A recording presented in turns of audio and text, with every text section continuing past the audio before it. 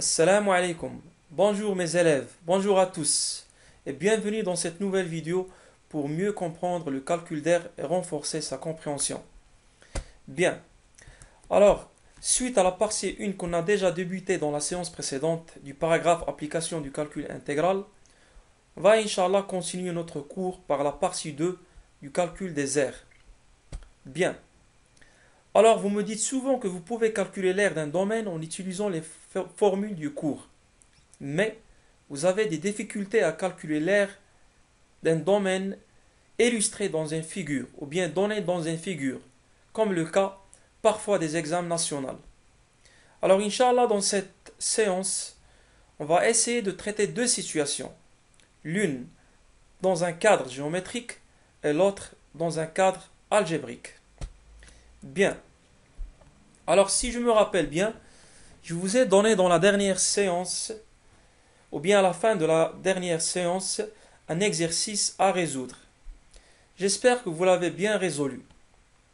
Alors, faites sortir vos réponses et essayez de suivre avec moi la résolution d'exercice. Bien, avant cela, faisons un petit rappel de ce qu'on a déjà vu ou bien de la propriété qu'on va utiliser dans la résolution de cet exercice.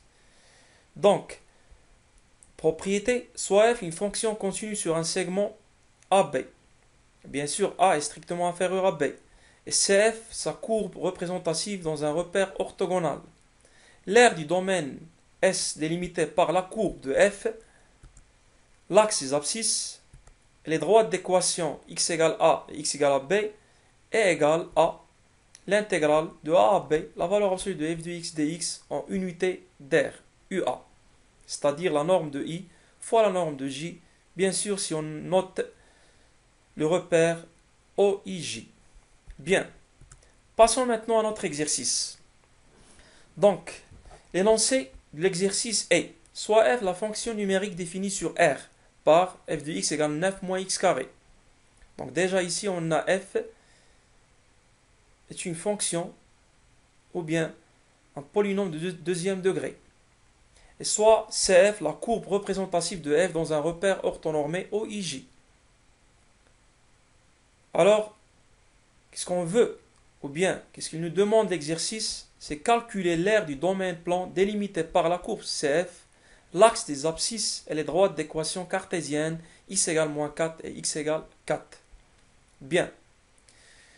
Donc déjà la formulation de la question, le fait de calculer l'aire d'un domaine délimité par la courbe et l'axe des abscisses et les droites d'équation cartésienne x égale a ou bien x égale moins 4 et x égale 4 nous conduit à utiliser la propriété qu'on a déjà vue soit à la séance précédente ou soit dans le rappel précédent. Bien. Donc, si vous avez bien révisé votre cours, alors, si on note par S l'aire demandée, on a bien sûr S égale l'intégrale de moins 4, 4, la valeur absolue de f de x dx fois l'unité d'air, c'est-à-dire la norme de I fois la norme de J. Bien. Tout d'abord, après l'écriture de la formule du cours, on doit penser à se débarrasser de la valeur absolue. Comme vous le savez bien, la valeur absolue d'un nombre réel égale à lui-même s'il est positif, égale son opposé s'il est négatif. Donc, tout d'abord, il faut étudier le signe de f de x, bien sûr sur l'intervalle moins 4, 4 qui nous intéresse. Les suites de signes de f de x, ça se fait par soit géométriquement, en utilisant la figure de la courbe de f, soit algébriquement, en utilisant l'expression de f de x. Bien sûr, dans cet exercice, on va essayer de résoudre le problème ou bien la question par la méthode la plus facile. Ici, la méthode la plus facile, c'est d'essayer d'étudier le signe de f algébriquement, puisque déjà l'expression de f de x, elle est facile à étudier son signe. Bien. Tout d'abord, il faut signaler que f elle est continue sur l'intervalle moins 4, 4. Pour donner la légitimité que f admet une fonction primitive, ou bien il va être intégrable sur le segment moins 4, 4. Pourquoi f est continu sur moins 4, 4? Bien sûr parce qu'il est une fonction polynôme ou bien une fonction polynomiale. De plus, le tableau de signes de f de x il est facile à dresser. Pourquoi? Parce que f de x n'est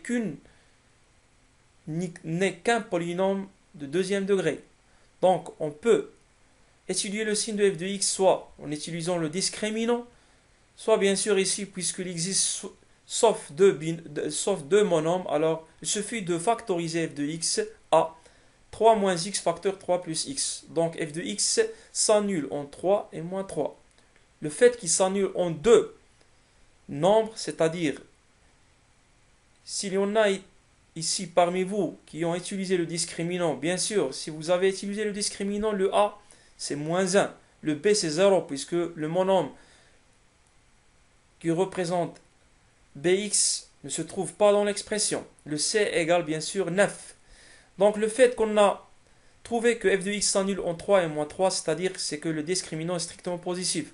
D'où le tableau de signes de f de x sur moins 4 et 4 sera comme suit. Donc les racines de 9 moins x carré sont moins 3 et 3. Donc le signe de a à l'extérieur des racines, le a ici représente moins 1.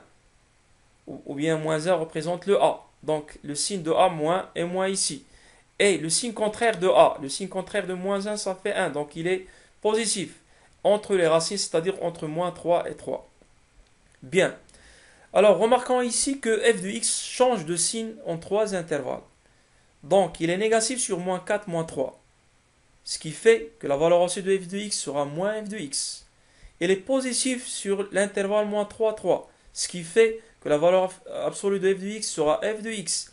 Il est négatif sur l'intervalle 3, 4. Ce qui fait que la valeur absolue de f de x sera moins f de x. C'est-à-dire la valeur absolue de f de x change aussi de valeur selon les intervalles étudiés ici dans ce tableau. Ce qui nous conduit à utiliser la relation de Charles, bien sûr. Ou bien sûr, si vous le permettez d'utiliser le terme, on va chaler par deux nombres ici, puisque l'expression de f de x change deux fois. Donc on va chaler par moins 3 et 3. Bien. Alors en utilisant la relation de Charles, pour les intégrales bien sûr, pour ne pas les confondre avec la relation de Charles des vecteurs, on obtient la valeur absolue de moins 4, 4 à 4, ou bien l'intégrale de moins 4 à 4 de la valeur absolue de f de x dx égale l'intégrale de moins 4 à moins 3, la valeur absolue de f de x, plus l'intégrale de moins 3 à 3, la valeur absolue de f de x dx, plus l'intégrale de 3 à 4, la valeur absolue de f de x dx. Bien. Et comme on a déjà mentionné ici, maintenant, d'après ce tableau de signes, on peut facilement déterminer la valeur absolue de f de x. Donc ici, sur cet intervalle sera moins f de x. Sur cet intervalle moins 3, 3 sera f de x. Sur l'intervalle 3, 4 sera moins f de x. D'où le résultat, l'intégrale de moins 4 à 4, la valeur absolue de f de x égale l'intégrale de moins 4 à moins 3 moins f de x plus l'intégrale de moins 3 à 3 f de x plus l'intégrale de 3 à 4 moins f de x. Maintenant, il suffit de remplacer f de x par sa valeur ou bien par son expression. Donc, on a f de x égale 9 moins x carré. En faisant entrer le moins, ça sera x carré moins 9. Plus l'intégrale de moins 3 à 3, 9 moins x carré. Plus l'intégrale de 3 à 4 x carré moins 9. De la même manière ici. Bien. Alors ici, la tâche la plus difficile est déjà résolue. Parce que une primitive de x carré moins 9, c'est facile à trouver. Puisque x carré, une primitive de x carré, c'est 1 tiers x à la puissance 3. Et une primitive de 9, c'est 9x. D'où s égale entre crochets, puisque une fonction primitive est trouvée, on la met entre crochets, évaluée bien sûr entre les bords du premier intégral. De même, une fonction primitive de 9 moins x carré, c'est 9x moins x au cube sur 3, évaluée entre moins 3 et 3. Plus une primitive de x carré moins 9, c'est x au cube sur 3 moins 9x, évaluée entre 3 et 4. Bien, ce qui nous reste maintenant, c'est le calcul numérique. Bien sûr, on doit affecter à x la valeur moins 3, moins on affecte à x la valeur moins 4. De même, ici pour les deux crochets restantes. D'où on trouve après un calcul que le résultat final est 128 sur 3. Bien sûr, jusqu'à présent, on a calculé l'intégrale de moins 4 à 4 de la valeur absolue de f de x dx. Notre question principale, c'est calculer s. Revenons à l'expression de s, bien sûr, qui est égale à l'intégrale de moins 4 à 4 à valeur absolue f de x dx fois UA. Bien sûr, ici UA, c'est la norme de I fois la norme de J, comme vous le savez. Puisque le repère, il est dit orthonormé, alors la norme de I égale la norme de J. Bien. Résultat final, ou bien on n'a pas mentionné ici la nature du repère, alors on laisse UA tranquille. Donc S égale 128 sur 3 fois UA. UA égale bien sûr la norme de I fois la norme de J. Bien. Maintenant, essayons de continuer notre cours et essayons d'aborder une autre propriété concernant le calcul d'air. Situation problème. Supposons ici qu'on veut calculer l'air limité entre deux courbes maintenant et deux droites. Donc, le plan a rapporté un repère orthogonal. Soit maintenant f et g, deux fonctions continues sur un segment fermé AB, bien sûr, pour garantir l'existence des primitives des deux fonctions f et g, et CF et CG, les courbes représentatives de petit f et g respectivement. Supposons qu'on veut calculer l'aire du domaine S délimité par la courbe CF et la courbe CG et les droites d'équation cartésienne x égale A et x égale à B et x égale à B. Bien. Illustrons la propriété dans ces deux courbes. Bien sûr, construire deux courbes dans un même repère, bien sûr, procédons par disjonction des cas. Donc, si on essaie de construire les deux courbes dans un même repère, on aura trois cas bien sûr. Bien sûr, sur l'intervalle AB, où on veut calculer le domaine délimité par les deux courbes et les deux axes, ou bien les deux droites d'équation x égale A, x égale à B. Donc, quels sont ces trois cas? Donc, soit on trouve que la courbe de F se situe au-dessus de la courbe de G, comme le montre cette figure. Ou bien, inversement, on trouve que la courbe de CG se situe au-dessus de la courbe de F. Ou bien, les deux courbes de F et G s'interprètent sur l'intervalle AB, c'est-à-dire la position relative change entre deux intervalles. Entre A et C, ici CF est au-dessus de CG sur AC. Entre C et B, CF est au-dessous de CG sur CB. Alors, supposons que je vous propose cette question. Comment on peut calculer l'aire de ce domaine coloré en vert? Essayez de réfléchir un petit peu. Bien. Alors, si vous procédez de la manière d'utiliser la propriété ou bien la première propriété nous donne l'aire d'un domaine délimité par une courbe et l'axe des abscisses et deux droites d'équation x égale A, x égale à B. Alors, ici, on peut se ramener à la propriété 1. Comment ça? Alors, ce domaine délimité par les deux courbes, c'est-à-dire le domaine coloré en vert, sa surface ou son aire égale quoi? On peut dire qu'elle est égale à l'aire du domaine délimité par la courbe de F et l'axe des abscisses et les deux droites d'équation x égale A et x égale à B, moins l'aire du domaine délimité par la courbe de G et l'axe des abscisses et les deux droites d'équation x égale A et x égale à B. Bien. Donc, on a dit que S égale S1, c'est-à-dire le plus grand domaine, moins S2, le plus petit domaine ici. Donc, à quoi égale S1? Donc, d'après la première propriété, S1 égale l'intégrale de A à B, f de x dx fois UA. J'ai dit f de x et non pas la valeur absolue de f de x parce que ici, dans ce cas, ou bien dans cet exemple, la courbe de f se situe au-dessus de l'axe des abscisses, c'est-à-dire f elle est positive, d'où la valeur absolue de f de x sera f de x. Bon, on a dit que S égale l'intégrale de a à b f de x dx UA, moins donc l'aire de ce domaine aussi, de même, puisqu'il est compris entre CG et l'axe des abscisses et x égale à b égale l'intégrale de a à b g de x dx UA. Bien sûr, la valeur c de g de x égale g de x de même selon ce graphe. Donc on a trouvé que S égale l'intégrale de a à b f de x dx moins l'intégrale de a à b g de x dx facteur UA. Par linéarité de l'intégrale, donc l'aire de ce domaine coloré en vert égale l'intégrale de a à b f de x moins g de x dx fois UA, l'unité d'aire. Bien sûr, ici on peut remplacer f de x moins g de x d'après cette figure, d'après la position relative de CF par rapport à CG. On peut remplacer f de x moins g de x par la valeur absolue de f de x moins g de x. De même pour le deuxième cas, où CG sera au-dessus de CF, on va se procéder de la même manière que le premier cas. Alors on va trouver que l'aire de cette R égale l'intégrale de g de x moins f de x dx fois UA, c'est-à-dire l'intégrale de la valeur absolue de f de x moins g de x.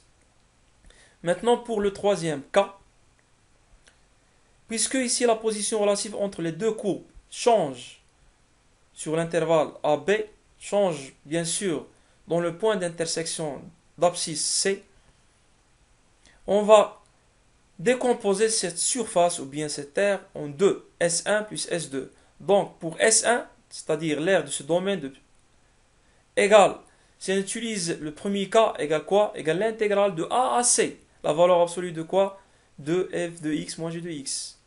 Plus l'aire de ce domaine égale quoi? Si on procède de la même manière que l'exemple ou bien que le premier cas ou le deuxième cas, égale quoi? Égale l'intégrale de C à B, la valeur absolue de f de x moins g de x. En utilisant la relation de Schall, on aura la surface de ce domaine coloré en vert égale l'intégrale de A à B, la valeur absolue de f de x moins g de x dx, UA bien sûr, unité d'aire. C'est-à-dire, si on veut continuer notre propriété, égale l'intégrale de A à B, la valeur absolue de f de x moins g de x dx en unité d'aire. Illustration graphique, donc, pour s'habituer à utiliser ou bien à calculer les surfaces en utilisant les graphes.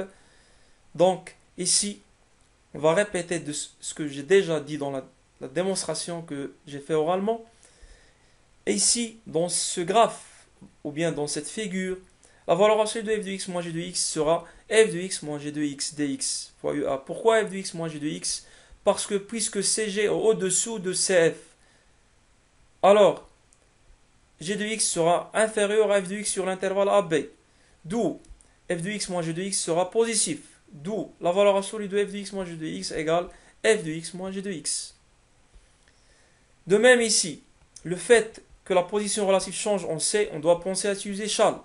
Donc, en challant par C, l'intégrale de A à C, la valeur absolue de f de x moins g de x sera quoi?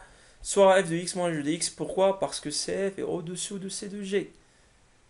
Le fait que C de F est au-dessus de C de G sur AC, c'est-à-dire la valeur absolue de f de x moins g de x sera f de x moins g de x.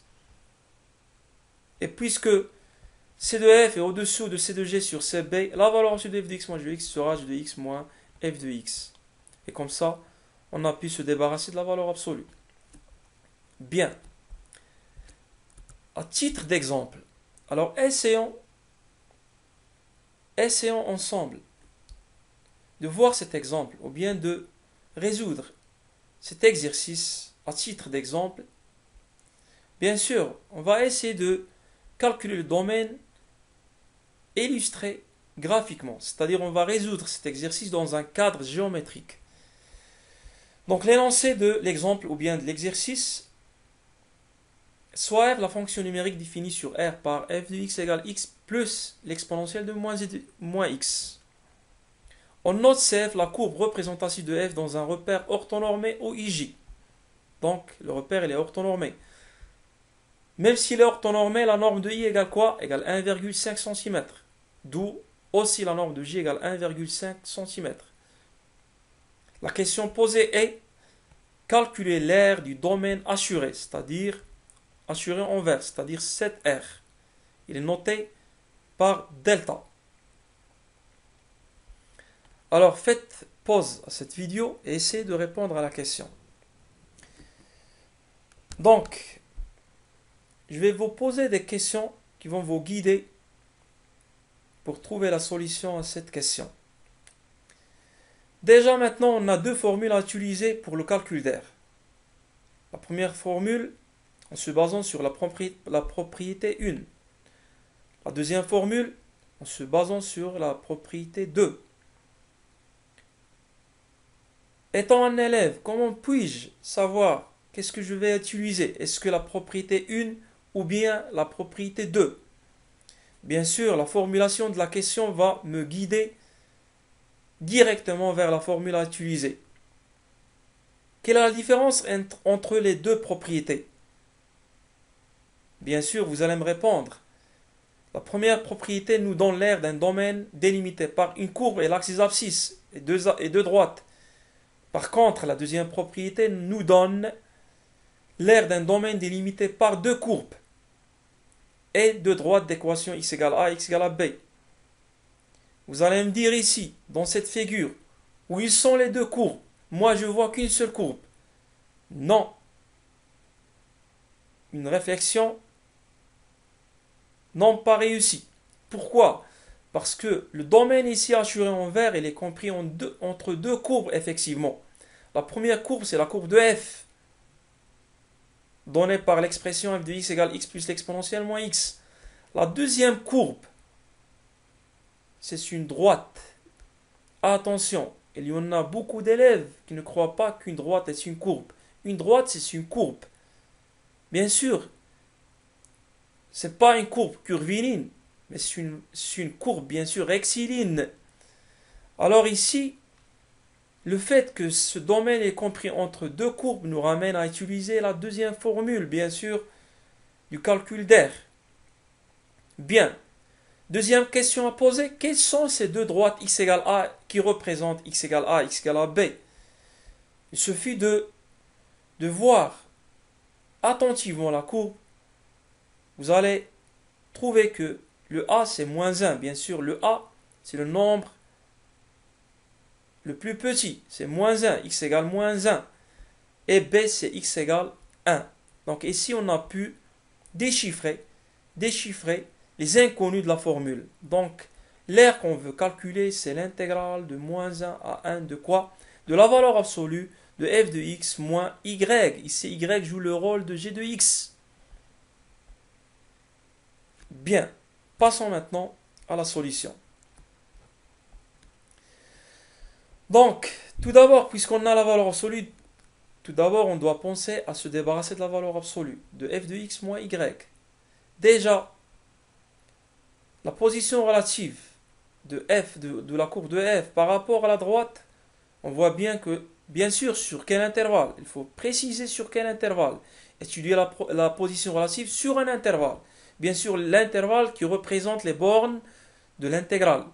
Donc, on voit bien que CF se trouve au-dessus de delta sur le segment moins 1, 1. C'est-à-dire f de x est supérieur ou égal x. Donc, commençons par écrire cela. On a pour tout x appartenant à moins 1, 1. Pourquoi on a choisi moins 1, 1? Parce que c'est le sujet de notre intégrale. F de x est supérieur à x. Pourquoi? Parce que CF se situe au-dessus de la droite delta sur moins 1, 1. Par conséquent, quel que soit x appartenant à moins 1, 1, fermez bien sûr l'intervalle, f de x moins x sera positif. Bien. Maintenant, essayons de calculer l'aire. Notons cette R du domaine delta par S. On a S d'après la formule du cours. S égale l'intégrale de moins 1 à 1, la valeur absolue de f de x moins x dx en unité d'air. Déjà, comme on a déjà dit, on a pu se débarrasser de la valeur absolue. Ou bien, on a déjà ici f de x moins x, il est positif sur moins 1 à 1. On a tiré ce résultat d'après la figure. Bien. Alors, la valeur absolue de f de x moins x sera quoi? Sera f de x moins x. Bien, en remplaçant f de x par son expression, x plus l'exponentielle de moins x, en simplifiant par x moins x, on obtient que cette intégrale égale l'intégrale de moins 1 à 1 l'exponentielle de moins x. Ici, on a pu se débarrasser de la tâche dure, c'est-à-dire de se débarrasser de la valeur absolue. Question qu'on doit poser maintenant, est-ce qu'une primitive de l'exponentielle moins x est facile à trouver? Ou bien je dois utiliser une technique pour calculer l'intégrale? Si vous avez bien révisé votre cours des fonctions primitives, une fonction primitive de l'exponentielle nx, c'est quoi? C'est 1 sur 1 l'exponentielle de nx, bien sûr si n différent de 0. Bien, le n ici c'est le moins 1. Donc une fonction primitive de l'exponentielle moins x, c'est 1 sur moins 1 l'exponentielle moins x, c'est-à-dire moins l'exponentielle moins x. Alors, on l'écrit entre deux crochets, évaluer entre moins 1 et 1 les bornes de l'intégrale. Comme ça, il ne nous reste que le calcul. En remplaçant x par 1, c'est moins l'exponentielle de moins 1, c'est-à-dire moins 1 sur e, moins, c'est-à-dire plus l'exponentielle en remplaçant x par moins 1, e. En inversion l'écriture, donc on aura 1e moins 1 sur e. Bien sûr, ici on a pu calculer l'intégrale, mais nous on veut calculer s. Donc il suffit d'affecter à cette intégrale l'unité d'air. Donc l'unité d'air, c'est 1,5 cm au carré. Pourquoi? Parce que, comme vous le savez bien, UA c'est la norme de I fois la norme de J. Et puisque le repère il est orthonormé, donc la norme de I égale la norme de J, c'est-à-dire la norme de I au carré, en remplaçant la norme de I mentionnée dans l'énoncé de l'exemple ou bien de l'exercice, en remplaçant la norme de I par 1,5, on trouve que S par suite égale 2,25, puisque 1,5 au carré c'est 2,25 facteur E moins 1 sur E centimètre au carré. Essayez de ne pas calculer cette expression ou bien ces valeurs. Laissez la surface en fonction de E. Le nombre népérien, bien sûr, comme vous le savez, sa valeur approchée égale 2,718. Donc, on a pu trouver S grâce ou bien en utilisant la courbe ou bien la figure. Bien. Passons maintenant à notre exercice. On va essayer de le résoudre, bien sûr dans un cadre algébrique. Et cet exercice représente une situation souvent donnée dans les examens nationaux. Bien. Soit f, la fonction définie sur R par f de x égale x plus l'exponentielle de x moins 1 sur l'exponentielle de x plus 1. On note CF la courbe représentative de f dans un repère orthonormé OIJ, avec la norme de i égale 1 cm. La première question, montrer que grand H, la fonction qui est associée à x moins ln, l'exponentielle de x plus 1 est une fonction primitive de la fonction petit h, la fonction qui est associée à x, 1 sur l'exponentielle de x plus 1 sur R. Deuxième question, calculer S, l'aire du domaine délimité par la courbe, la droite d'équation y égale x plus 1 et les droites d'équation cartésienne x égale 0, x égale ln de 2. Bien. Alors faites pause à cette vidéo et essayez à vous-même et à la main de rédiger la réponse à cet exercice pour bien assimiler les notions qu'on a déjà abordées et pour bien se préparer pour l'examen national. Bien. Prenons la première question de cet exercice. La première question, on veut montrer que grand H est une fonction primitive de petit h sur R. Alors, si je vous pose la question, comment on peut montrer ou bien, qu'est-ce qu'elle dit la définition pour que grand F soit une primitive de petit f sur un intervalle I? Quelles sont les conditions à satisfaire? Bien sûr, vous allez me répondre, tout d'abord, grand F doit être dérivable sur cet intervalle I. Et c'est la condition que la plupart des élèves oublient. Deuxième condition, on doit vérifier que quel que soit x appartenant à I à cet intervalle, la dérivée de h est petit h, ou bien h' de x égale petit h' de x. Bien. Concernant la dérivabilité de grand H, comme vous le voyez, ou bien comme vous le remarquez bien, grand H, la différence entre deux fonctions. La première fonction, c'est la fonction polynomiale qui est associée à x et x. La deuxième fonction, c'est la fonction logarithmique, ln de i de x. Donc, en utilisant les opérations sur les fonctions dérivables, déjà on a la fonction qui est associée x à x est dérivable sur r. Pourquoi? Parce qu'il est une fonction polynôme. Et comme vous le savez bien, pour la dérivée de la fonction logarithmique, pour qu'une fonction ln de u soit dérivable sur un intervalle i, ou bien ln de la valeur absolue de u, comme vous l'avez écrit dans vos cours, soit dérivable sur i, u doit être bien sûr dérivable sur i, et deuxièmement, u doit être non nul sur i, c'est-à-dire ne s'annule pas sur i. Vérifions alors ces conditions sur notre fonction ln de l'exponentielle x plus 1. Donc le u ici, c'est la fonction qui est associée à x, l'exponentielle x plus 1. Déjà, cette fonction est dérivable. Pourquoi? Dérivable sur r, bien sûr. Pourquoi? Parce que la fonction exponentielle n'est pas rien, comme vous le savez, elle est dérivable sur r. Plus une fonction constante restera toujours dérivable sur r. Et déjà, cette fonction, elle est strictement positive. Pourquoi? Parce que, comme vous le savez bien, quel que soit x appartenant à r, l'exponentielle de x, il est strictement positif. Plus un nombre positif restera toujours strictement positif. Le fait qu'il est strictement positif veut dire que cette fonction ne s'annule pas sur r, puisqu'il est strictement positif. Par conséquent, la fonction logarithme ln l'exponentielle x plus 1 sera dérivable sur r. D'où h par soustraction ou bien par différence en utilisant les opérations sur les fonctions dérivables sur un intervalle sera dérivable sur r. Bien. Passons maintenant à la deuxième condition. C'est-à-dire, montrons que quel que soit x appartenant à r, h' de x égale petit h' de x. Déjà le fait que grand H est une fonction dérivable sur R, on a le droit de calculer h' de x pour tout x appartenant à R. Bien, la dérivée de x c'est 1. La dérivée de ln de l'exponentielle x plus 1, c'est l'exponentielle x plus 1 prime sur l'exponentielle x plus 1. J'écris cette écriture sous réserve. Bien sûr, pour juste bien faciliter la tâche de la compréhension. La dérivée de ln de u de x, c'est u' de x sur u. Bien. La dérivée de l'exponentielle de x, c'est l'exponentielle de x. La dérivée de 1, c'est 0. Donc on aura h' de x égale 1 moins l'exponentielle de x sur l'exponentielle de x plus 1. En simplifiant le calcul, c'est-à-dire en rendant les deux dénominateurs de ces deux nombres communs, on aura 1 sur l'exponentielle de x plus 1 qui n'est que petit h de x. Comme ça, on a pu vérifier les deux conditions pour que grand H soit primitif de petit h. Enfin, on déduit que grand H est une primitive de petit h sur R.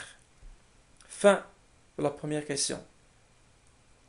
Récapitulons ce qu'on a dit ici dans la première question.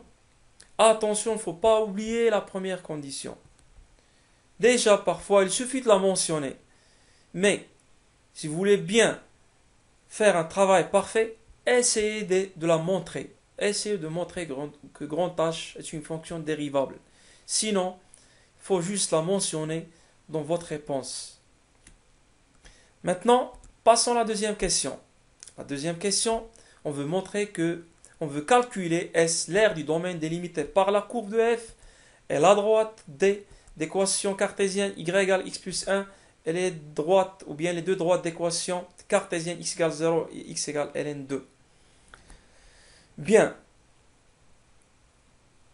Toujours je vous pose la question pour se sortir de l'embarras des choix entre deux formules que vous avez déjà vues dans le cours. Est-ce que je vais utiliser la première formule ou la deuxième formule? Réponse: la formulation de la question vous donne la réponse. Et si l'aire qu'on veut calculer, c'est un aire délimité par deux courbes, une courbe et une droite, ce qui est familier dans les examens nationaux, une courbe et une droite. Parfois, on peut trouver une question concernant deux courbes, une courbe d'une fonction f une autre courbe d'une fonction g, ou bien une courbe d'une fonction f, une courbe de sa fonction réciproque, c'est-à-dire cf moins 1. Donc, si je vous pose la question, qu'est-ce que sera la formule si on veut calculer un domaine délimité par cf et cf moins 1 et de droite x égale a, x égale b? Bien sûr, vous allez me répondre, ça sera s égale la valeur absolue, l'intégrale de la valeur absolue de f de x moins f moins 1 de x dx fois l'unité d'air, ou l'intégrale bien sûr entre a et b. Bien, revenons à notre question. Ici donc la courbe qui représente CG, c'est la droite T. Donc, à quoi est égale la surface? Tout d'abord, ici, il faut choisir, ou bien il faut remarquer quel est le petit nombre, quel est le plus grand nombre, pour ne pas faire une erreur à l'écriture de l'intégrale. Et surtout qu'on aura ln. La fonction ln n'est pas rien d'un nombre. Attention, il y en a beaucoup d'élèves qui croient que ln de n'importe quel nombre est positif. Pourquoi? Parce qu'il y a ici un signe plus. Mais faites attention, le signe de ln, c'est quoi? Déjà, vous avez vu le signe de la fonction ln dans le cours de la fonction log n'est pas rien. ln, bien sûr, comme vous le savez, il est négatif sur l'intervalle ouvert ou bien semi-ouvert en 0, 1. Il est positif sur l'intervalle semi-ouvert 1 plus infini. C'est-à-dire, faites attention. Si par exemple, on a ici ln de 1 demi, ln de 1 demi, puisque 1 demi appartient à 0, 1, c'est négatif. Donc, le petit nombre qui sera dans la borne en bas de l'intégrale sera ln de 1 demi. Et en haut, on aura 0. Ici, le 2 appartient à l'intervalle 1 plus infini. Donc, ln de 2, il est positif. Je sais bien que la plupart parmi vous utilisent la calculatrice pour savoir le signe de ln. Mais il suffit de remarquer à quel intervalle appartient le nombre qui existe en ln, ou bien qu'on veut calculer son image par la fonction log népérien. 2 appartient à 1 plus infini, donc log ln de 2 sera positif. Bien, alors d'après la formule du cours, on aura s égale l'intégrale de 0 à ln de 2. Remarquez ici, j'écris ln de 2 en haut, parce qu'il est supérieur à 0. La valeur absolue de f de x moins y, bien sûr, c'est représente l'équation cartésienne de D. Ici, vous devez supprimer les parenthèses, erreur de frappe. dx en unité d'air UA. Donc, deuxième problème ici. Comment on peut se débarrasser de la valeur absolue? Bien sûr, ici, on n'a pas une figure tracée. Vous n'allez pas me dire qu'on doit tracer la figure. Mais non, il suffit ici de résoudre le problème algébriquement. Comment ça? Ou bien comment cela? Tout d'abord, on doit penser à remplacer f de x par sa valeur. On verra qu'est-ce qu'on va trouver. On remplace y par sa valeur. Donc f de x égale x plus l'expo de x moins 1 sur l'expo de x plus 1. Moins y égale quoi? X plus 1. En faisant entrer le moins, on aura moins x moins 1. Bien sûr, en simplifiant le calcul, x et moins x, deux nombres opposés, donc leur somme est nulle. Donc on aura quoi? S égale l'intégrale de 0 à ln de la valeur absolue de quoi? Et en simplifiant le calcul ici de même, entre l'exponentielle de x moins 1 sur l'expo de x plus 1 et moins 1, on aura c'est moins 2 sur l'exponentielle de x plus 1. Bien sûr, toujours en unité d'air. Laissons l'unité d'air à la fin pour la calculer. Comme vous le faites dans votre matière de physique ou bien de chimie. Laissons les unités à la fin.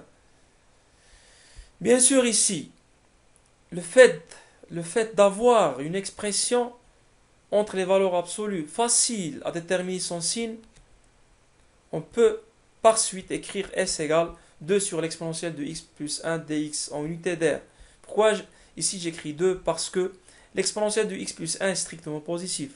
Donc sa valeur absolue, c'est lui-même l'exponentielle de x plus 1. La valeur absolue de moins 2, ça fait 2. Bien sûr, comme vous le savez bien, la valeur absolue de a sur b, c'est la valeur absolue de a sur la valeur absolue de b. Bon, comme ça, on a pu se débarrasser de la valeur absolue. Maintenant, question posée. Comment je peux avoir une primitive de cette fonction? Est-ce qu'il est facile, tout d'abord, de trouver une fonction primitive de cette fonction? Alors ici, on doit poser une question, une belle question bien sûr. Déjà, je vous ai dit dans une vidéo, dans les mathématiques, rien n'est gratuit. Alors, quelle est la question qu'on doit poser? Ou bien, quelle est la belle question qu'on doit poser? Bien sûr, vous allez me dire, à quoi sert la première question? Revenons à notre exercice.